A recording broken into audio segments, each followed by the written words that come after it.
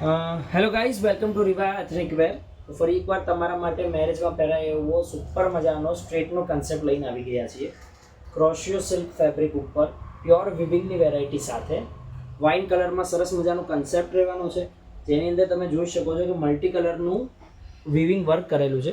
Detailing check કરો, pure હેન્ડવર્કના touch-up સાથે multi colour work.